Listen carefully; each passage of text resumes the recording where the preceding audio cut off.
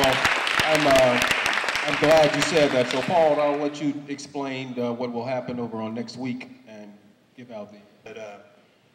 ATS has sent their legal eagles to City Council a few times to sit through it, but next week is showdown time.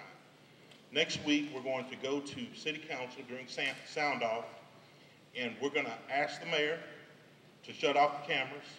We're going to tell her that the cameras, this issue is never going to go away, but more importantly, we're going to ask every city council member, where are they at? Let them make a public statement. Let them make a public statement right there in front of everyone, and let them say where they're at. And if they're silent, if they don't say cut off the cameras, if they're silent, well, then you know where they're at. You know they're in the pocket of the money. Okay, so that's what we're going to do, and we encourage everyone to please, if you've got time, to go down there. It's next Tuesday at 1:30, and the number, you call the city secretary. You can dial 311 and ask for the city secretary. Tell them that you want to speak at sound off, and they're going to ask you what it's about. You can say red light cameras. And their number, if you call them directly, is 832-393-1100. That's 832-393-1100. And that's going to be next Tuesday. Normally, folk who grow up in neighborhoods like this, you don't have an experience on the inside of government, right? We just have to deal with what government does to us.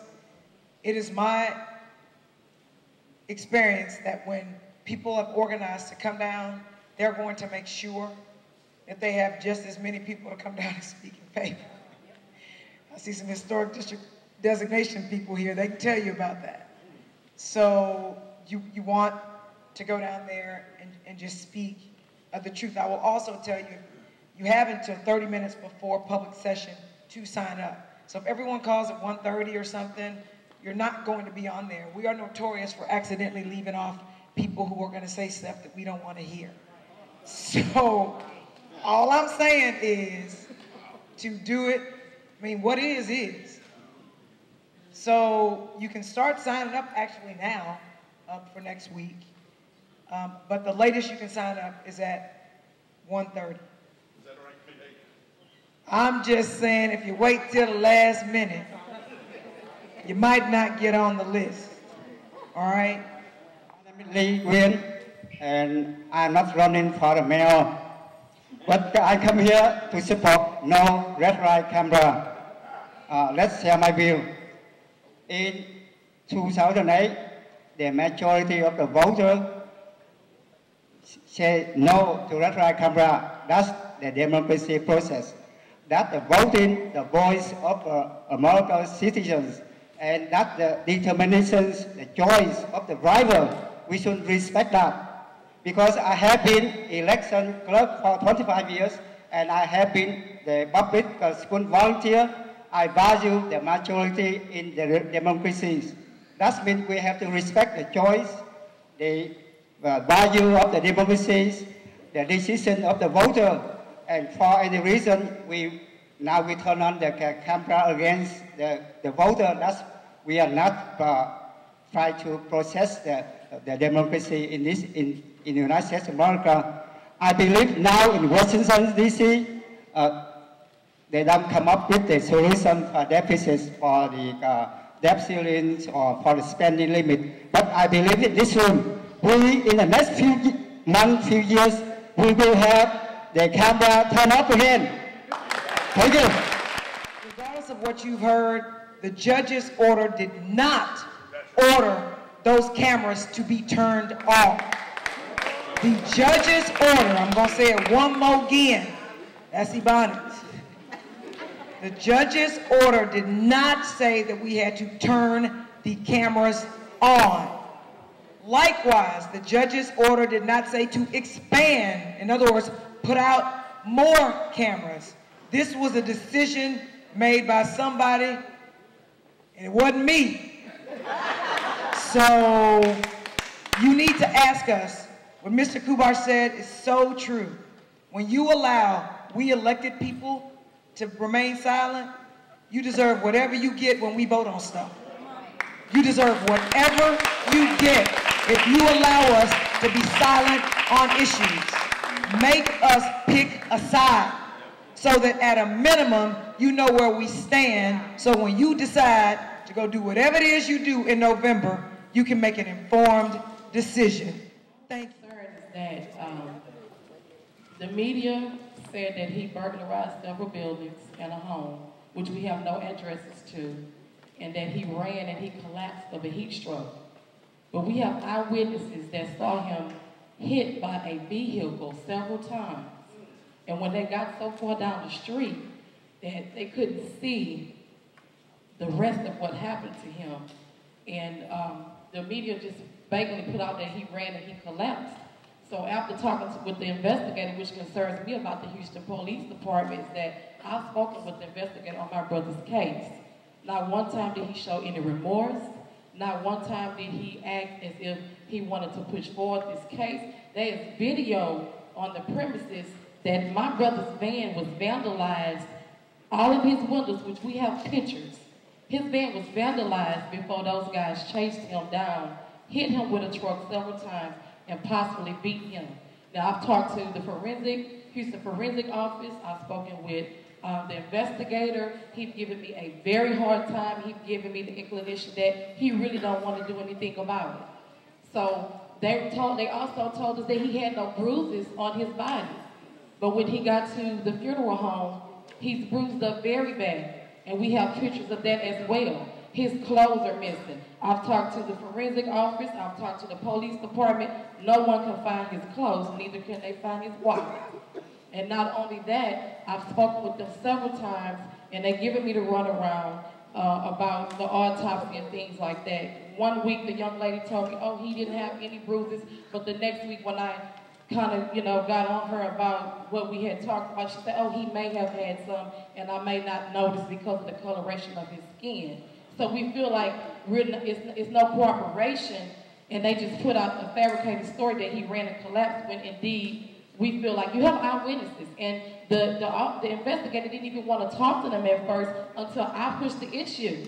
I don't work for the Houston Police Department, and neither am I investigator. But the news media said that these were citizens that held him down.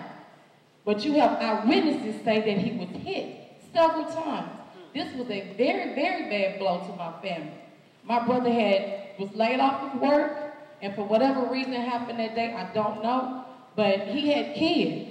They took my brother away from his kids. His kids were on their way to his home that weekend to spend time with him. But my family concern is that while, the investigator not pushing the issue, he didn't want to look at the video footage. His name is Officer Biggs, and he's not wanting to push the issue about pursuing this case. Let me suggest, was this information helpful to you all? Are you all coming downtown Tuesday with us? It has to be we the people. It has to be we the people. Reverend Nash, you want to close this out? Thank you. Let me say this quickly. I'm very proud of this crowd tonight, and I'll tell you why. No screaming, no yelling, very intelligent. When we are seen as a group like this, it means that we are very serious about what we are talking about. I really think we should be and stay committed to this effort, because I'll say this openly, if the mayor does this now without us even reading against it, what will she do next? I need to say this. Stand up, Cindy. Now, this young lady here, it shows you how you can get in trouble when you do the right thing. Since she turned in the tapes, she has not been able to get a job. In baseball, they call it blackballing. It's unfair because she did the right thing. Am I campaigning for her job? Any employees in the house? She needs a job. So, for doing the right thing. Now let me say this. This young man here, he's here. I don't want to close this meeting out without talking about this young man. I'm in Austin quite a bit. They are numbered as Democrats 101 to 49. This man is a fighter.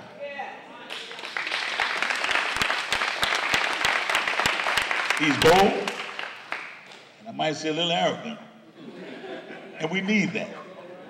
Because you don't need scary folk in position to look out for us. So I thank God for him. He's in his position, and we're going to let him talk because he's our state representative. Glory smile. Thank you, Pastor.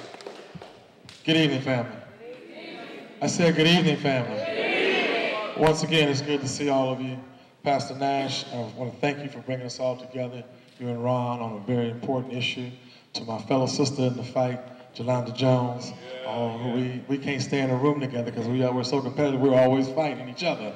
But I love her, she knows that, and I stand behind her, she stands with me. But most importantly, the power that exists is not within Jolanda, it's not within me, it's not within the Ministers Against Crime.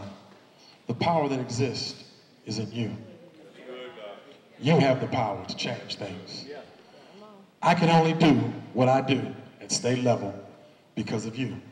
Because I know when I come home, I got some happy faces, some people who are going to pat me on the back and say, get back down there and fight for us.